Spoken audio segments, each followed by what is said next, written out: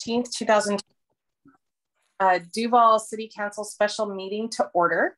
And when the flag comes up, we will do the flag salute.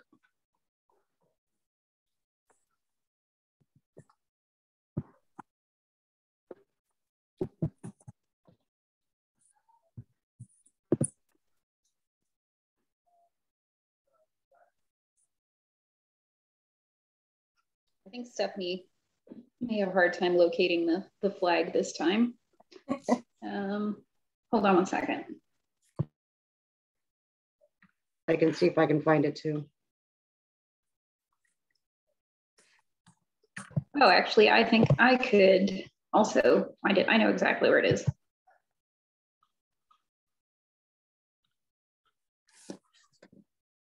One of the things that Sarah's been doing is reorganizing the structure of our documents to make it easier to find. But while it's in progress, there's a few things that are a little harder to find. Yeah.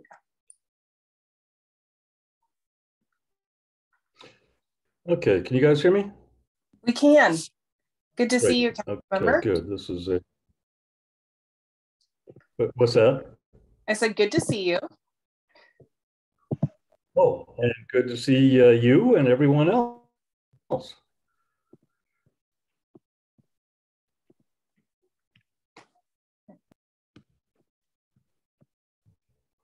There she is. All right.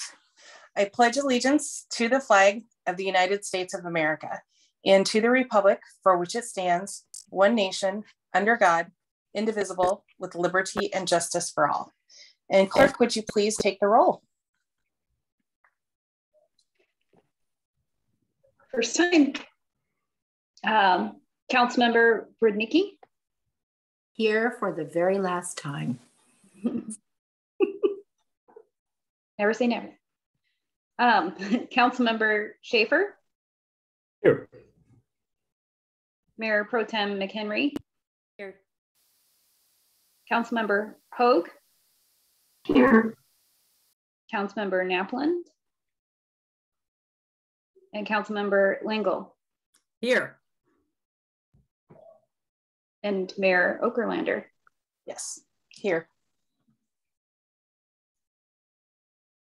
We have a quorum. With that, does anyone have any corrections to the agenda?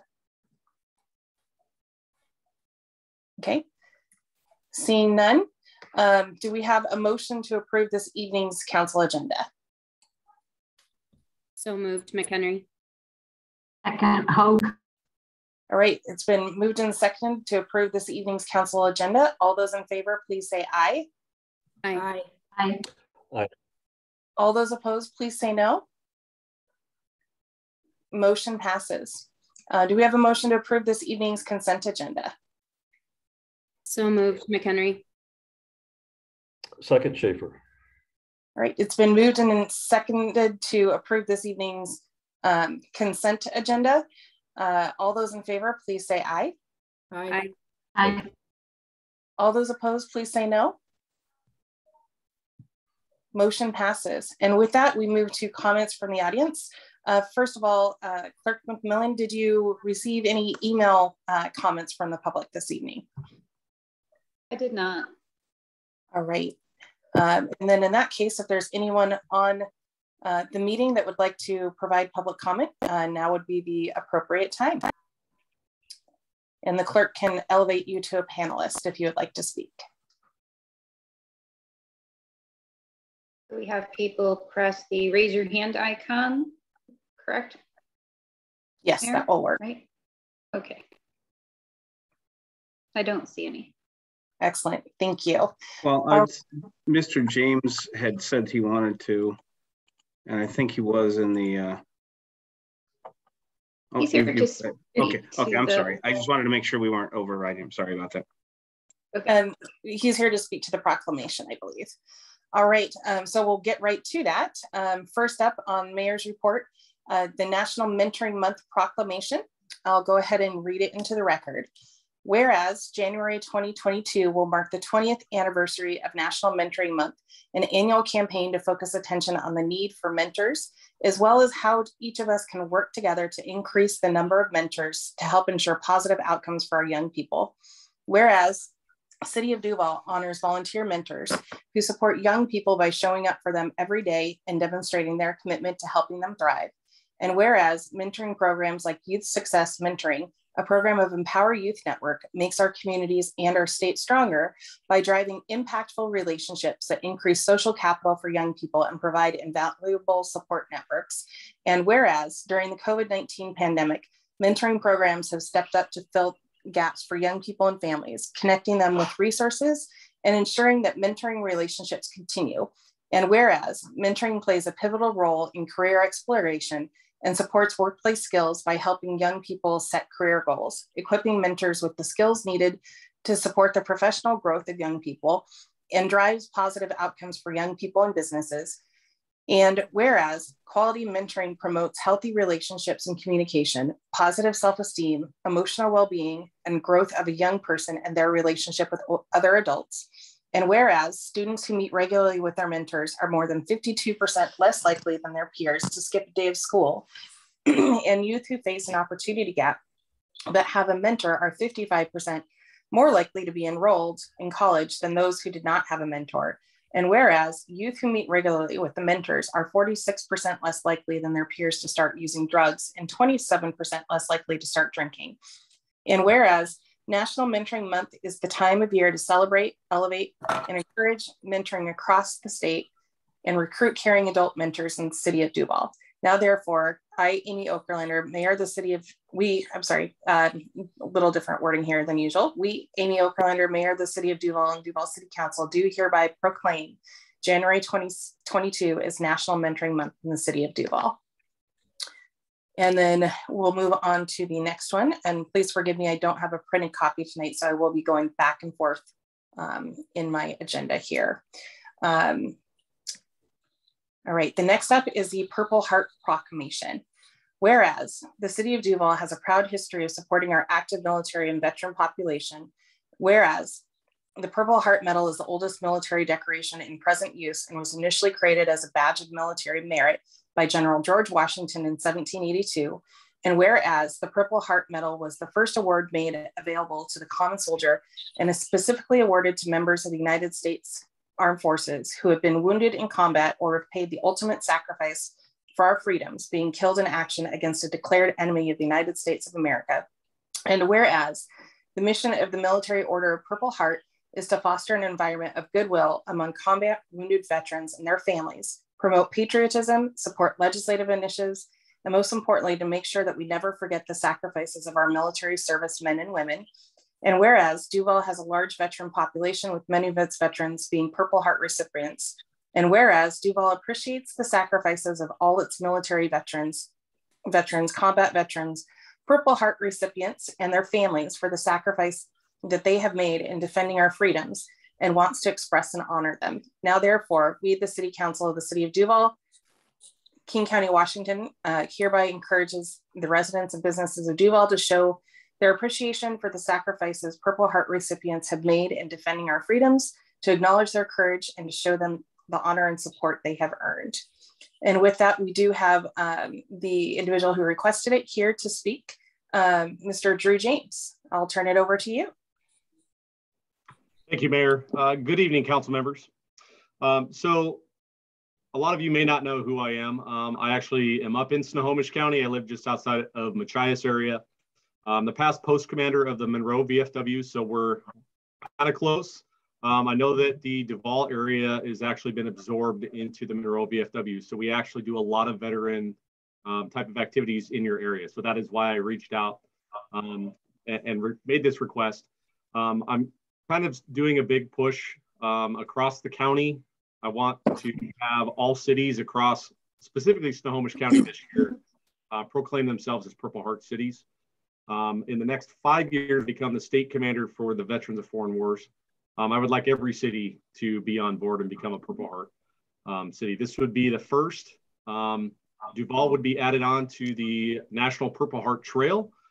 So it is a list of every entity. It could be a business, a VFW post, the cities, the I-5 corridor, counties, Everybody is listed on this registry. I will actually share it in the chat as soon as I can. So I just wanted to say thank you very much on behalf of all the veterans in Washington State, specifically in Duvall, for your continued support. And I look forward to seeing it in the future. Thank you. Thank you, Mr. James, and thank you for your service as well. Yeah, thank you. Thank you very much, Drew. All right, moving on to scheduled items, council committee reports. Are there any council committee chairs that have a report this evening?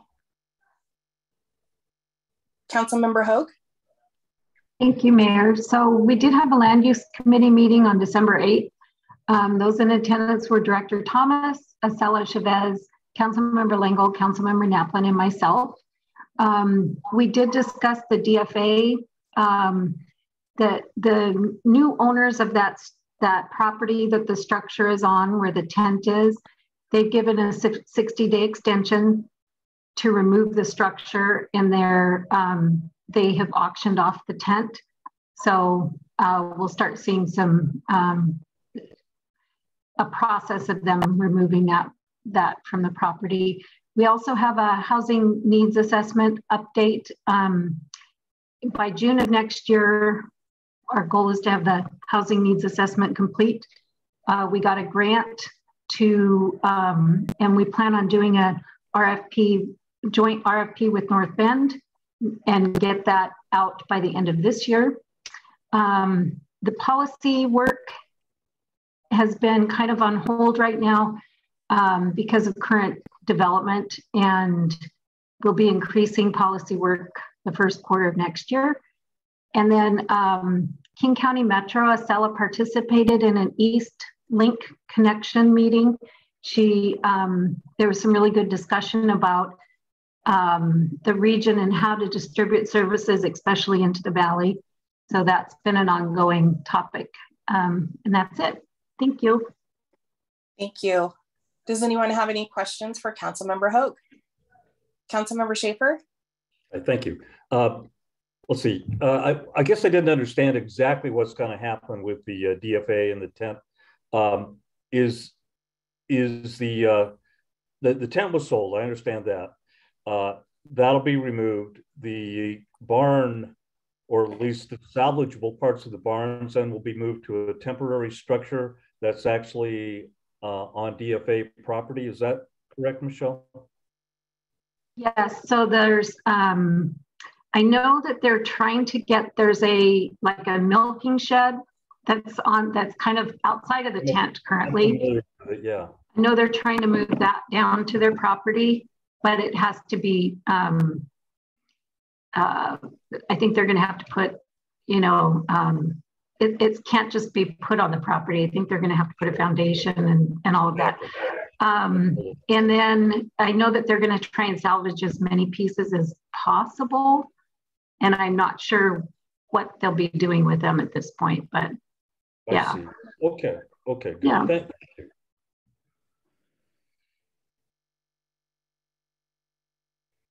All right. Thank you. Are there any other committees that chairs that have a report this evening? Councilmember McHenry, or I'm sorry, Mayor Pro Tem McHenry. I just wanted to share on behalf of the Finance and Administration Committee that we had a meeting scheduled for this afternoon, but we decided, just due to some changes in committee members' availability, to just postpone until January. And we're expected to do the same thing we would have done today, which is just have it be the committee members, no staff, and just try and work through just the procurement policy. Excellent. Thank you. Any other committees reports this evening? Seeing none, I'm sorry, Councilmember Hoag. So I was going to give an ad hoc committee report, or is that, okay. Thank you. So we did have a procedures meeting, and those in attendance were Councilmember Bridnicki, Councilmember McHenry, our city administrator, Oppel, and our city clerk, Sarah McMillan. So the meeting really went well that we recently had. It was, we mainly focused on 9.5 and 9.6 for almost 2 hours. And It's the no surprise rule in council discussion. So I'm really happy that we were able to do it while Diane was still with us, because she really was kind of instrumental in kind of helping create and shape this policy. So thanks, Councilmember Brudnicki. And so we briefly touched on social media and the ombudsman policy.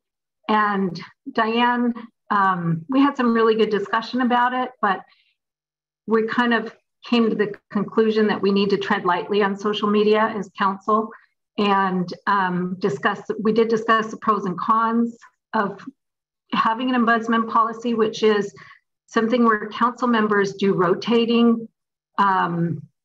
They're rotate being the ombudsman, so then they would be communicating on social media. And so we're kind of concerned about doing that.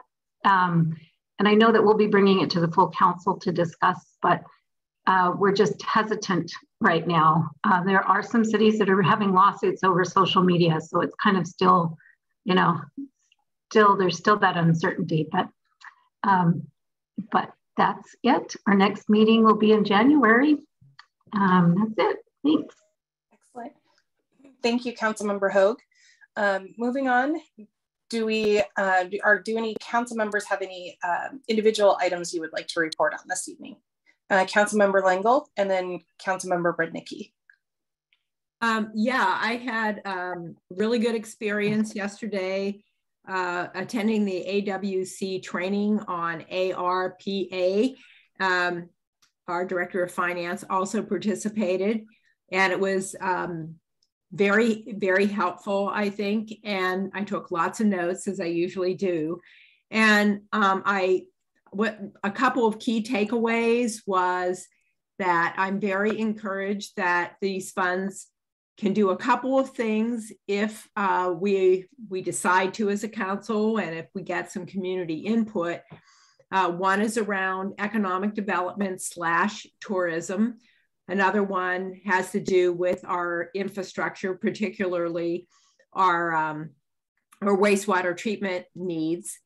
And then I think there's some other interesting ideas to explore, one of which I did not discuss with our finance director afterwards, but came to mind, which is this is an opportunity to maybe get some additional internships for example, our arts commission. And that really feeds into the tourism. So there's a lot of really cool things we can think through. And it was a full day, but it was really fun. So it was great. Thank you, Councilmember. And Councilmember Brudnicki and then Schaefer. So I wanted to say a few things. Would this be the place I would say it, because I may not be here at the very end if we're going to go really late. You may. Yes, please proceed. Good. So it's my last meeting, as you all know, and it's been 4 terms over 14 years. And I thought I just wanted to say a few words before the meeting ended. And I want to start with the staff.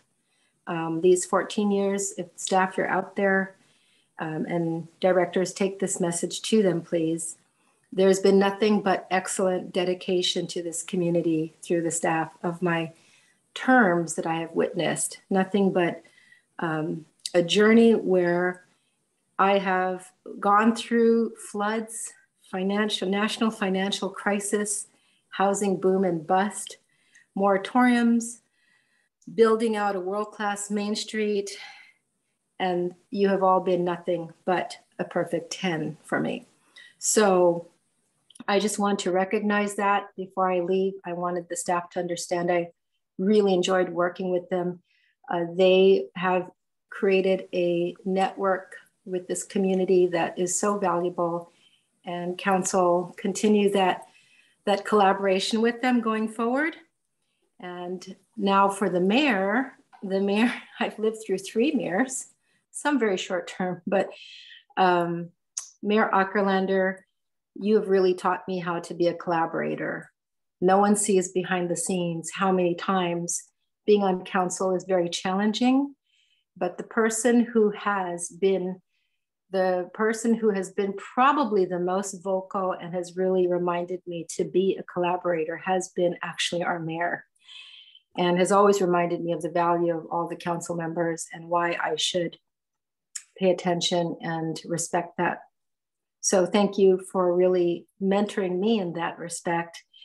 Also, you are probably the most fiercely dedicated person I have ever met serving this community, as demonstrated through, I don't know how many campaigns, knocking on how many doors over and over again.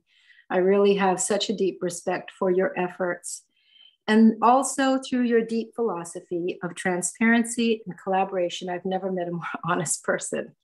And so thank you for influencing me in that respect and really teaching that transparency and collaboration is and how it works in government.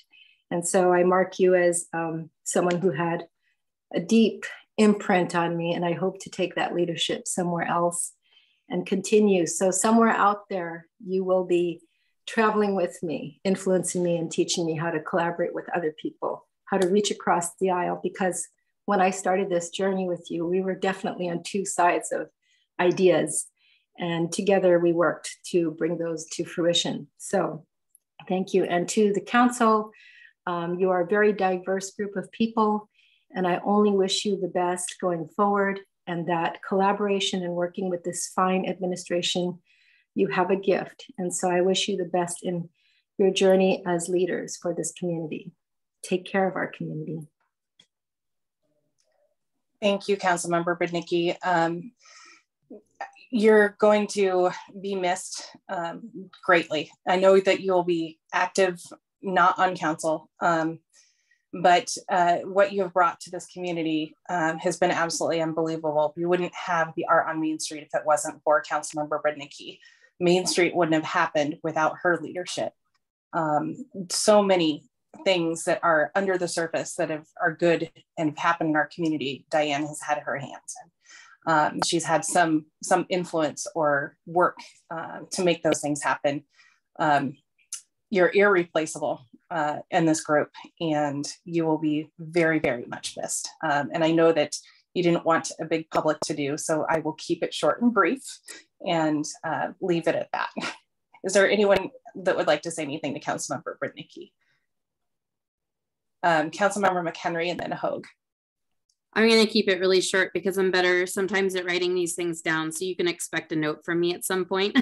But just wanted to say thank you. I think I've learned a lot from you over the years, and I'm just really happy always for your input, your knowledge of what's happened in the past and what worked, what didn't, and, you know, weaving that into where we go in the future. So just thank you so much for all you've given to Duvall.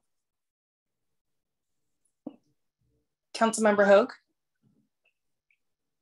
Did you say Hogue? It cut out. Okay. So Councilmember Brudnicki, you were so kind to me in the very beginning, so new at this, and you just were very patient. You taught me so much, and you just were a great role model. You're patient, your positive attitude, you have a voice of reason. I just, I'm really going to miss you. I'm hoping that I'll see you around town, but miss you on council. Thank you. And Councilmember Lingle and then Schaefer. Thank you very much. There are two things that I haven't had a long-term, so I haven't had a lot of time to work with Councilmember Brudnicki. But there are two things that I've really valued about her, and I want to state them. The first is that I have been a long-term believer in community art. And she has been really an amazing, not just contributor, but advocate for that. And I value that. And there's a legacy that she's leaving on Main Street around community art that it's just inspiring. The second thing that I really appreciate about her is her speaking up about the importance of inclusion and diversity. And this is something that's very personal to me because of my own family composition, but she has really stepped out and talked about that in very personal terms at the city. And it's a hard subject for a lot of people, but she did it.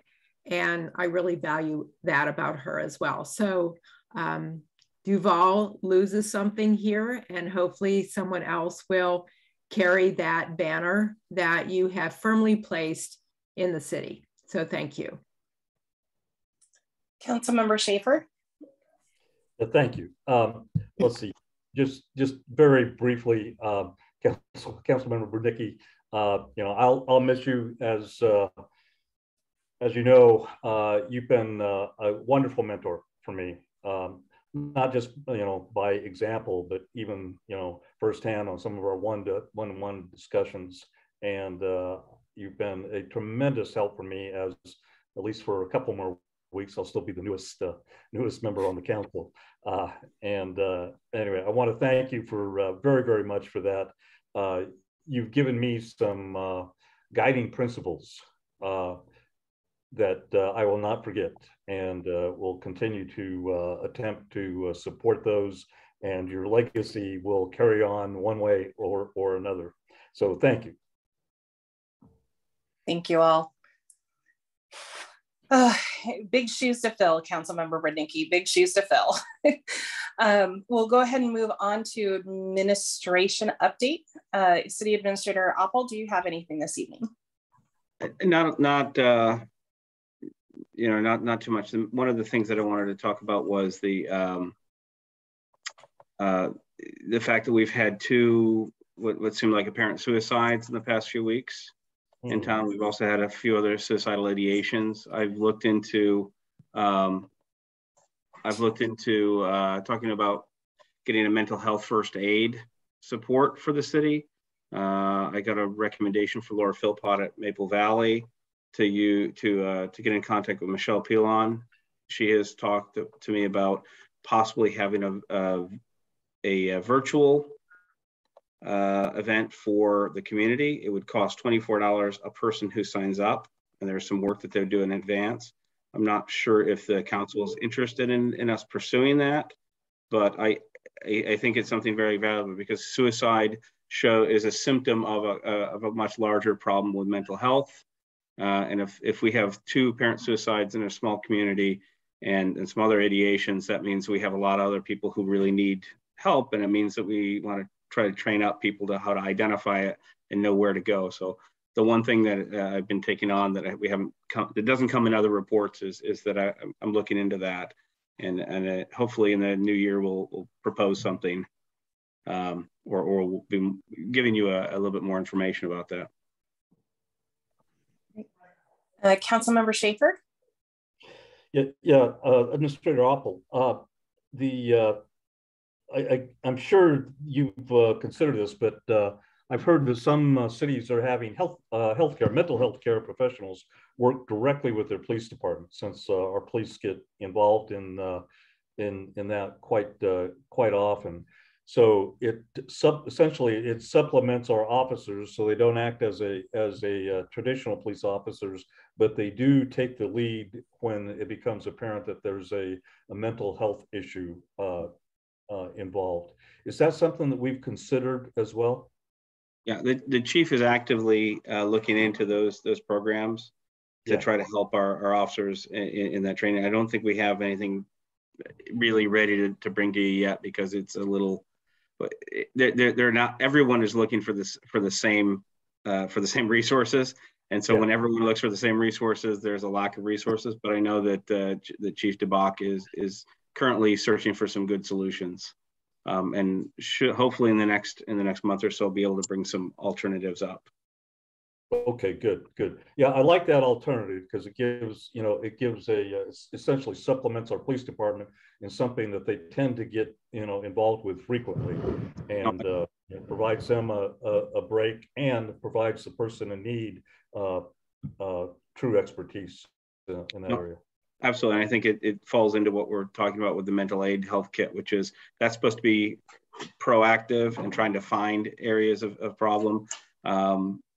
What you're talking about is not necessarily reactive, but it's reacting to situations once they start to arise. Hopefully, between the two of them, I think both of those are really valuable because they sort of hit some of our problems at different points in the continuum.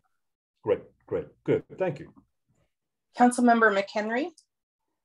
So I've taken a mental health first aid course like a year and a half ago before COVID through Empower Youth Network. They utilize, I think they use professionals from Friends of Youth probably. So it was geared more toward youth. And so what you're talking about is more a generalized, maybe applies to every, I mean, a lot of it can apply to all ages, but you know, it seemed like maybe it would draw in more people if it was just about, you know, general age groups instead of just focused on youth. So is there, you know, the holidays are a really hard time for people with mental health issues, especially. So I know you're talking about bringing something forward in January. Are there any resources that we could just maybe share on the city's Facebook page or anything like that, just where people could call or go now?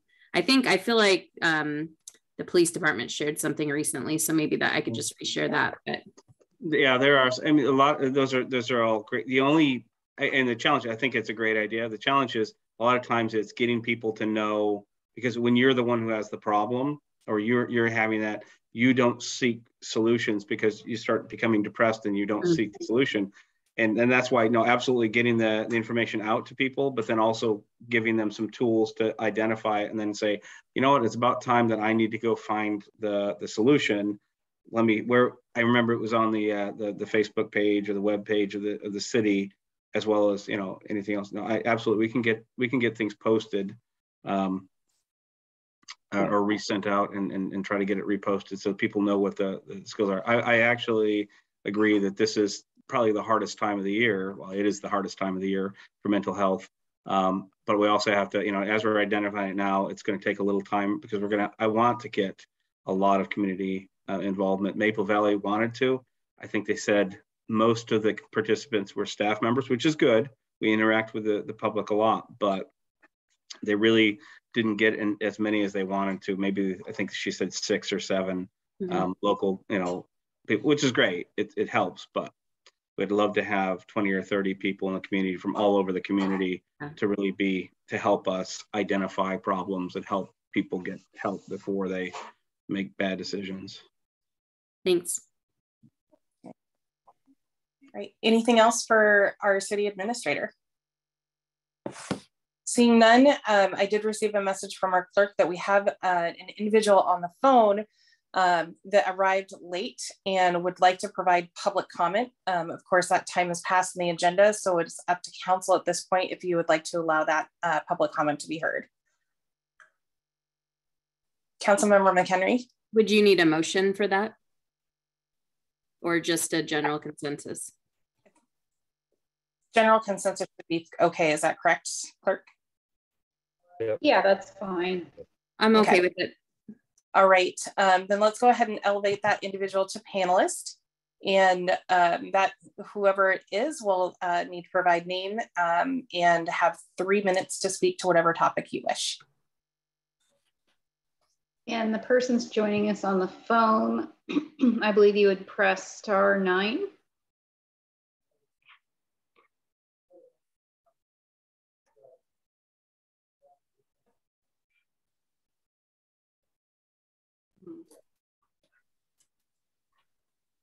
Stephanie, are you there? Yeah, the only option it's giving me is to rename or remove. Is Jeffrey also the same person? I am unsure. If you'd like to speak, please press *9 or press the raise your hand icon.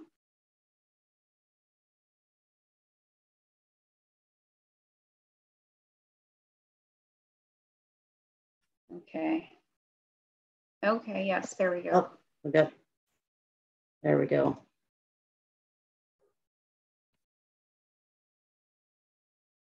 It won't let me allow the phone number to move over to a panelist. Okay.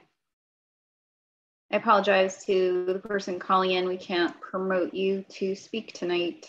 If you could submit your comment in writing or come to the next meeting. Oh, looks like she was able to promote the phone. And there we go. Okay. All right, Jeffrey, please go ahead. We can't hear you. We still can't. You have to unmute the phone. So I don't know if you can send him a request to unmute. I think *6 is unmute. Oh, Oh, you had it for a second. there. Try now. There we are. Okay, we are here. Yes. Hello. Yes, we can hear you. Okay, great. Oh my gosh, thank you all so much. My name is Jeffrey Davis. I'm sharing a comment on behalf of the Duvall Food Forest. I just want to acknowledge hello to Mayor Amy, City Council members. I have a letter in front of me, so I'll just read that. Thank you again for the opportunity to share. So the Duvall Food Forest is a nonprofit organization on a mission to create a model for environmental stewardship while nourishing community. This has led us to create a community food forest, garden, and gathering spaces, all powered by volunteers and donations. I'd like to share a brief update on our progress and plant seeds of intention for the future. You remember in the fall of 2019, an RFP was released for persons to use and manage this half acre of land and 18 acres of farmland adjacent to Doherty Farmstead. I responded with an idea and shared it with the community, and soon after launched a 6-month series of design and planning meetings. There were over 70 people at our first meeting, and after 6 months of design and review, we had a plan together. In March of 2020, the mayor and I signed an MOU expressing how land would be used and managed. And in our first year on site, we cleared invasives, did earthworks, installed paths, raised beds, and planted hundreds of edible perennial plants with help from the community. In 2021, we continued to pursue our mission. We added more plants to the food forest, bringing the total to 150 different species. We leased out all of the community garden beds for the second year in a row to individuals and families. We hosted 3 educational workshops for over 45 individuals. The gathering space and fire circle offer space for local men's groups to meet, another group to do a rites of passage ceremony, and for staff members of a nearby school to host team building meetings. I personally hosted 20 volunteer work parties to share my skills and experience while engaging the community. Just a few highlights from the past year, and as it comes to a close, I personally am celebrating our growth that I witnessed in both the plants, the community, and in the overall beauty, productivity, and functionality of the place. I believe every city will have a food forest someday. Just like a dog park, ball field, or a playground, a food forest is a public outdoor space that encourages connection, health and wellness, fun, and much more. Today, there are a growing number of city-owned food forests across the country. The city of Hyattsville, Maryland has one example. Here, they paid a designer $4,000 for a plan and paid $20,000 for the installation, not including labor.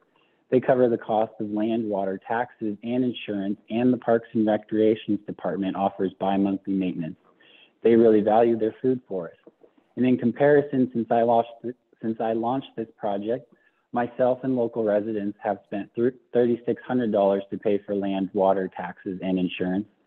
In addition, myself and others have spent over $3,000 on materials, plus donated hundreds, if not thousands, of cumulative hours on volunteer labor to design, install, and maintain the place. I feel support, passion, and interest in this project from the people of the city, and my hope is to feel the same from my city government. In looking ahead, our current MOU will be no longer valid after March of 2022. I'm requesting that we renegotiate a new agreement. I'd also like to request for further support, specifically financial, in exchange for the value that we continue to offer this place in the community that it serves. Lastly, I want to speak to the RFP that was released 2 years ago regarding the 18 acres. This land was a forest 7 generations ago. Then at the end of the 1800s, with the arrival of the Doherty family, the land was clear-cut for grazing cattle and planted with 800 pear, apple, and plum trees. Today, the land is abandoned and is in the early stages of forest succession. I wonder, what does this land want to be 7 generations in the future? I'm listening to the land and the community for answers, and I'm working with the team to explore what I'm hearing. The budding vision, in brief, includes promoting the native forest habitat, restoring the wetlands, establishing public walking trails, and creating a food forest with grazing animals to nourish our community. We're also exploring outside funding to support this project. And in the meantime, your financial support or seed money would help us continue and sustain our work. I believe this project is and will be a valuable asset with long-term benefits to our community. It will preserve our local agricultural heritage while joyfully participating in its future. It will create opportunities for educating community, provide jobs, increase health and wellness, foster community connection, and much more. It will be a love letter to the future generations. Thank you for your time and the opportunity to serve and for your consideration. I look forward to reconnecting soon in order to explore our next best steps. In gratitude.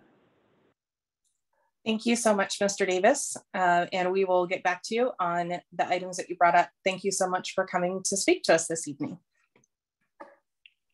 You're welcome, and thank you again for the opportunity. You're welcome. And then we'll go ahead and move on to presentations. We do not have any this evening. We do not have any public hearings, so we'll go straight to new business. The first one is Agenda Bill 21-137A, the 2022 docket intro and Planning Commission recommendation for discussion and update by Mr. Troy Davis from Community Development. Thank you, Mayor and City Council. Hold on just a second.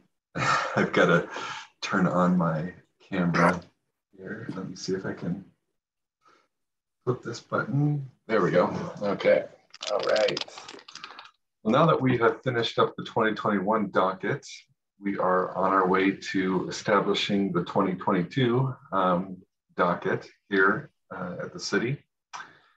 And so tonight, I just wanted to introduce the applications that we received during the application window that ran back in August and through half of December. We've introduced these applications to the Planning Commission and received a recommendation. Our next step after introducing to the City Council is to introduce a new step that we haven't done before, but that is to hold a public hearing prior to establishing the 2022 docket. As you may recall from earlier conversations, what we're working on is reforming our comprehensive plan amendment process to make it more inclusive and open to the community. Our current code requirements in Chapter 1472 don't require a lot of public engagement at the front end. It's mostly at the back end. And so what we want to do is kind of reform the process to encourage public involvement and notification at the front end of the process going forward. So in 2022, you'll also see our proposed code amendments. But anyway, moving on, after that happens, the City Council will establish our 2022 docket by resolution, and that will authorize staff to continue to move forward on proposed amendments to our comprehensive plan. As many of you know, our comprehensive plans can only be amended once per year. And so we have this docketing process in order to take all proposed amendments into consideration at the same time, thereby not violating state statute. So this year we received 9 applications. They were all city initiated. And we of course assigned them file numbers CPA 22-001 through 009. CPA simply stands for Comprehensive Plan Amendments.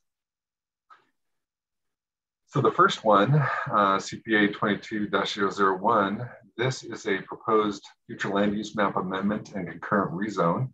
As you know, we've got 2 residential developments underway right now that will be dedicating land to the city for public parks. The first two are down in the Toll Brothers development, Ridge at Big Rock. They're two parks kitty corner to each other. And if you've been up there lately, they've made a lot of progress on those parks as they near completion. And so that's pretty exciting to see. And then up off of Northeast 143rd Street, as part of the Rio Vista development, there is a park going in as we speak. They've again started work on that park as well. And so those parks spaces will need to be rezoned to parks and open space. That way it fits with the land use that is built on those parcels. So anyway, that's what this amendment is for. The second one is also a reclassification. It's an amendment to our future land use map. So as you recall, with the school district working towards annexing, I guess, a couple parcels for future development in the city, it appears that one property is kind of dropped off the map, so to speak, and the city, or sorry, the school district's no longer pursuing purchase of this property. I've put a little red arrow to it. It's this parcel here on the west side. So with the school district not interested in purchasing this property as part of their future endeavors, it makes sense to remove its pre-zoning designation of public facilities and return it back to the gray, which is the North UGA. And again, right now, of course, these properties are outside city limits, so all this is just preliminary. But we hope to match what is being proposed with the school district. The next one is to give a pre-zoning designation to this 10-acre parcel that the city purchased adjacent to Big Rock ball fields. Right now, its pre-zoning designation is R4, and we hope to change that to parks and open space.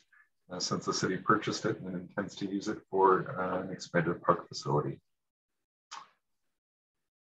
The next amendment, and right now this is sort of a placeholder because we don't have specific text amendments in place at the moment. But as you know, the city is working on a housing needs assessment, as Councilmember Hogue mentioned earlier.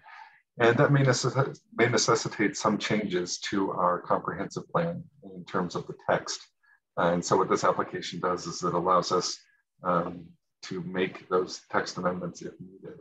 So we'll know more later this year as that assessment rolls out. The next one is also a placeholder. This comes from Public Works. They're updating the water system comprehensive plan, and this may necessitate some text changes to our comprehensive plan. Specifically our capital facilities element. And so we have this application in as a placeholder in case the update of that document triggers a change. And the other one, sorry, the next one is also from Public Works. It's a placeholder. So the Public Works is updating their sewer system capital improvement program, and that may necessitate changes to our comprehensive plan. So if that ends up being the case, we'll have this application on file in order to do that.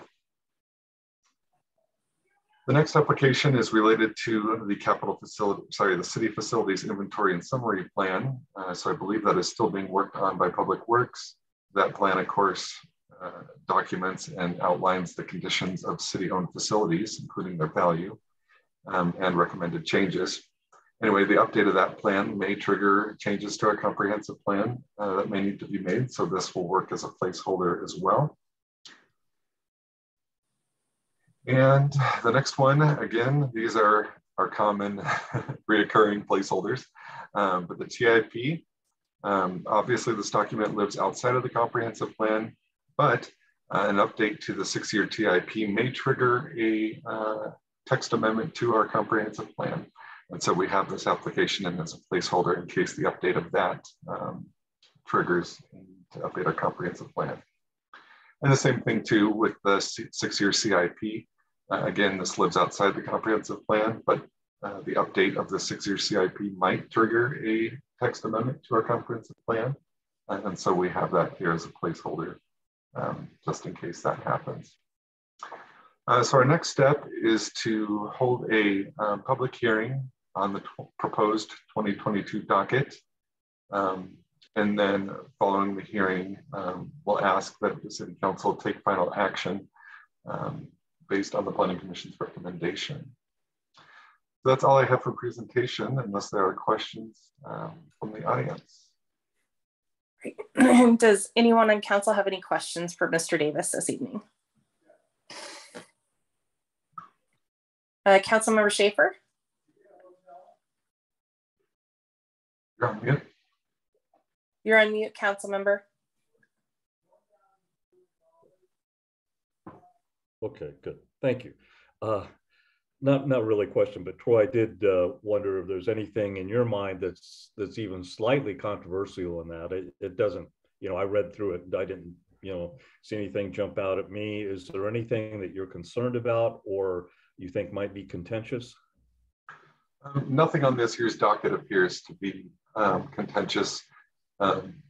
Again, I think with the rezones of city properties to parks and open space won't hopefully won't be controversial. So I don't anticipate any of those items that we have being controversial this year. That was my take too. I just kind of wanted to hear it from you as well. So thank you. Okay. Thank you, Councilmember Schaefer. If there's no other questions or comments, we'll go ahead and move on to Bill 21-139A, demolition permit fee waiver for Duvall Foundation for the Arts. For discussion and decision, City Administrator, Mr. Oppel. So the Duvall Foundation for the Arts, the DFA, I think there's already been a little bit of discussion earlier. We talked about the white structure that was over the former Thayer barn. The initial idea was that the barn was going to be used as a potential public performance facility, and as they've come to learn, they're not going to be able to go down that route. They still have the parcel, but they're not going to move anything aside from that small shed, which is a milking shed, and it may become something else later. Because of that, they've sold the white structure, the tent, you call it, that is sold. That should be off within 60 days. To remove it, and then also to move that one shed or a portion of a shed to the site, they need a foundation, which needs permits, and they need a demo permit for the white structure. They've asked us, since that we're part of an MOU to help them out, they've just asked for fee waivers for the demo permit as well as for the construction of a foundation. It's something that we've done in the past. We've done it with Acres of Diamonds. So it's nothing out of the ordinary, and it's fairly small. We can only waive obviously things internally. We can't waive any external fees, but we would waive our inspection fees and our other demolition permits fees.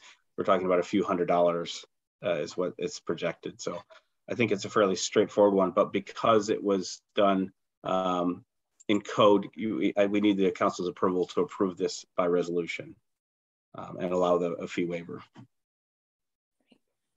Are there any questions from council? Councilmember Schaefer. Again, not more of a comment than a question, but I'm certainly in favor of waiving these fees for them.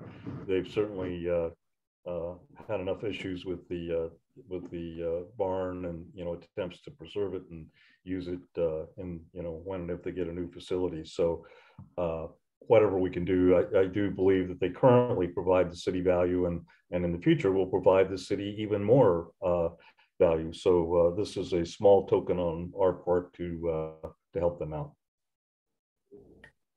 Thank you, Councilmember Schaefer. If council's comfortable with moving this forward, the council can suspend the rules and approve this evening. Councilmember Lingle. I move to suspend the rules. Second, McHenry. All right, we have a motion and a second to suspend the rules. All those in favor, please say aye. Aye. Aye. All those opposed, please say no. Motion passes. Would someone like to make a motion on the bill? I'd like to move that we approve Agenda Bill 21-139A. Second, Langle. All right, it has been moved and seconded to approve Agenda Bill 21-139A, demolition permit fee waiver for Duvall Foundation of the Arts. Any further discussion? Seeing none, all those in favor, please say aye. Aye. All those Aye. opposed, say no. Motion passes. Moving on to Agenda Bill 21-140A, Eastside Pride Pacific Northwest resolution. Mr. Oppel. So, you know, in the agenda bill, you can see some of the background. Since 2018, we issued a proclamation, the city did, supporting Pride Month, continue to do so in June of each year. The Eastside Pride Northwest have contacted the city council and are requesting for support for their mission and essentially to help solidify, you know, all the communities in our area's support for what they're trying to do, and which is a vision of a world free of prejudice and bias, where everyone feels safe, valued, and feels a sense of belonging. The resolution, I haven't done this before. Would we read the whole resolution, or you know, loud, or just the overarching for it? We can. I don't know that we need to, since it's in the public packet in the interest of time. So it's, in that sense, it's up to council if you would like me to read it into the record. Okay. I'm seeing heads no. So then, you know, what we would just ask for council for is a discussion, and if you're ready to move forward with it, to suspend the rules and approve it this evening so that we don't have to bring it back in the new year. Councilmember Lengyel. I move to suspend the rules. Second, McHenry. All right, we have a motion and a second to suspend the rules. All those in favor, please say aye. Aye. Aye. All those opposed, please say no. Motion passes. And now we'll be happy to entertain a motion on the agenda bill itself. Councilmember Lengyel. I think I've got this number right, 21-95A. I move to approve. Do I have the number right? Let me look at it. I've got 21-140A. Oh, 140? Yeah. Yes. Wow. Right. Is there an A? I think there should be an A. There is an A. I don't know why I wrote that down wrong. Okay, I move to approve the bill. Second, Brodnicki. All right, it's been moved and seconded to approve Agenda Bill 21-140A, a resolution supporting Eastside Pride Pacific Northwest. Is there any discussion? Councilmember Brodnicki? Yeah, I just want to say that, you know, I work with a lot of youth in this group, and it's really important that we recognize and we give them the same opportunity everybody else has. And I know we just talked about mental health earlier, and depression and anxiety, and I can tell you that this problem that we have with LGBTQ community and them feeling like they're not included is a real problem. And I think, you know, when we talk about the arts, a lot of us enjoy the arts, music, all kinds of things, your movies, films, writers, and this is part of the community. So I'm really excited that we're recognizing that, and that we're going to be inclusive and have them participate like everyone else can. Thank you, Councilmember. Would anyone else like to speak to the motion? Councilmember Schaefer? Just basically to reiterate what Councilmember Brodnicki just said, I think this is the right thing to do. We want, you know, our community to be friendly and welcoming to the LGBTQ community, and you know, this is one way that they, you know, that we can demonstrate that. Thank you. Anyone else? Seeing no further discussion, all those in favor of approving Agenda Bill 21-140A, resolution supporting Eastside Pride Northwest, please say aye. Aye. Aye. Aye. All those opposed, please say no. Motion passes. Thank you all. I know that was kind of a quick on the agenda thing, but it's something that's very meaningful to many folks within our community. I think very meaningful to many of us personally with our members of our families and our friend circles. So thank you very much for that. Moving on to Agenda Bill 21-141A, mid-biennium budget effective date change for discussion and decision. Director Mason is out of the office currently, so Mr. Oppel will take this agenda bill. I am not a finance director, but I play one on TV. So this is one of the reasons why we really had to do this special meeting. We had to get this done. We made a mistake. We made a typographical error on our date for our for mid-biennial budget adjustments, and it has the wrong year. And because of that, we have to make this year. We have to make the adjustment. And it has to be done through you. It's nothing more than that. There's no hidden thing. We put the wrong date, and so I ask your forgiveness that we made the typo because it was important, but also that we pass this tonight. Any questions from council on this? Seeing none, I'd be happy to entertain a motion to suspend the rules. Councilmember Lingle. I make a motion to suspend the rules. Second, McHenry. Right, it's been moved and seconded to suspend the rules. All those in favor, please say aye. Aye. Aye. Aye. All those opposed, please say no. Motion passes. And we are ready for the motion on the agenda bill itself. I move we approve Agenda Bill 21-141A, approving the ordinance changing the effective date of Ordinance 1290 mid-biennium budget adjustments. Second, Schaefer. Great. It's been moved and seconded to approve Agenda Bill 21-141A mid-biennium budget effective date change. All those in favor, please say aye. Aye. Aye. Aye. All those opposed, please say no. Motion passes. Moving on to Agenda Bill 21-142A, Police Lieutenant Contract Amendment for discussion and decision. Chief Duvall. Good evening, Mayor, members of council, city staff, and members of the community who are present. Chief Duvall Police. I'm here to discuss Agenda Bill 21-142A, Police Lieutenant Contract Amendment number 2. This amendment is being proposed to accurately reflect the work schedule expected of our lieutenant and bring it in line with the Duvall Municipal Code. The specific changes are overall compensation and benefits amended to the change of an annual work schedule to 2190 hours.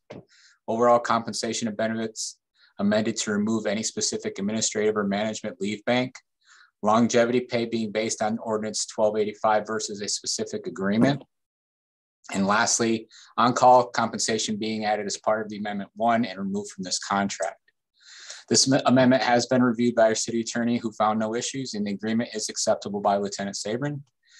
Director Mason has verified the compensation is also part of the salary schedule previously approved by council, and we're asking council to authorize the mayor to sign this amendment with Lieutenant Sabrin's contract. Is there any questions? Councilmember Schaefer.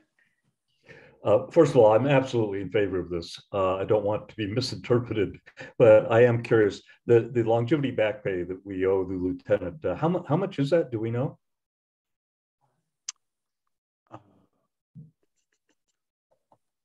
I don't have it in front of me, honestly. It's more of a question of curiosity anyway. Bottom line is the lieutenant earned it and we owe it to him.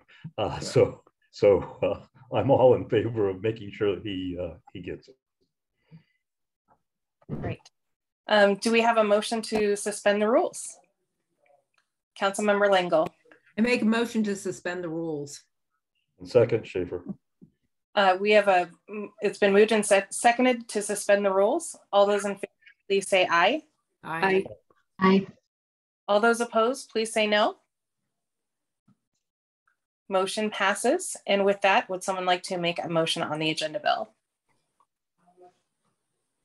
I'd like to move. Oh, go ahead, Michelle. Oh, I'd like to move that we approve Agenda Bill 21-142A, Police Lieutenant Contract Amendment. Second, McHenry. It's been moved and seconded to approve Agenda Bill 21-142A, Police Lieutenant Contract Amendment. All those in favor, please say aye. Aye. Aye. All those opposed, please say no. Motion passes. Moving on to our last item of unfinished business, Agenda Bill 21-121B, appointment of alternate Snoqualmie Watershed Forum Committee member. And this will be handled by our clerk, Ms. McMillan.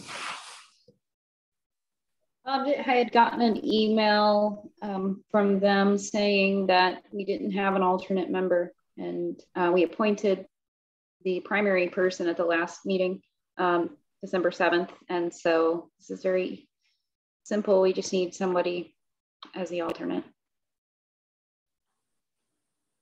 Councilmember Schaefer. Let's see. First of all, let me say that I am very privileged and pleased that you guys did approve me as the primary member of the forum. I did get a chance to talk with Alyssa in the forum, and after talking with her, I'm even more excited about being part of it. But that's a little off subject. So back on subject, I would nominate Michelle, Councilmember Hogue, to be part of this because, well, for a number of reasons, but certainly because of her experience with the Floodwater Committee, and the two are closely related. I think she would be a perfect alternate for this. Excellent. Any other nominations? Seeing none, all those in favor of appointing Councilmember Hogue as the alternate to the Snoqualmie Watershed Forum, please say aye. Aye. Aye. Should I vote for myself? Aye. Yeah. All those opposed. You need to. We need to know you want the job. All right, so the motion passes. And with that, we are at the end of this evening's agenda. And I just want to wish everyone happy holidays and happy new year. And we will see you all in 2022. And thank you to Mr. Kenny here. We finally get to see his face. And if there are no objections, we're adjourned, and we'll see you all soon. Bye-bye. Thank you. Bye, everyone. Happy holidays.